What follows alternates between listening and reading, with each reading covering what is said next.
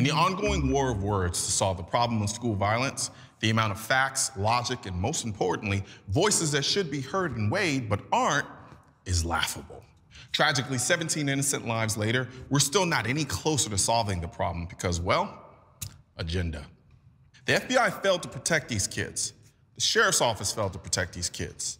School officials failed to protect these kids. And of course, we all know the resource officer blatantly failed to protect these kids. For some reason, none of these egregious failures matter because, well, we know that when a kid is riding his bike down the street and gets hit by a car, it's the NRA's fault. Just this week, a school shooting was stopped before a single innocent life was lost because a good guy with a gun put an end to it. You want to save innocent lives?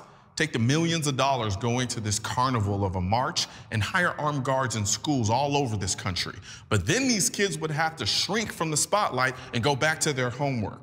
And the forces funding them would lose the opportunity to further an agenda that's a million times bigger than the guns.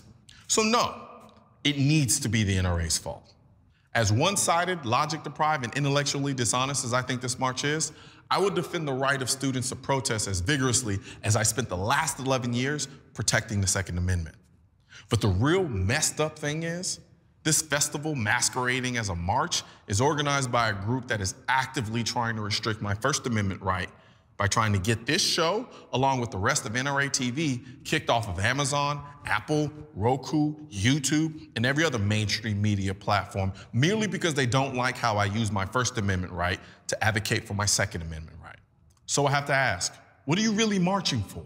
Because from where I'm standing, it looks like a march to burn the Constitution and rewrite the parts that you all like in crayon.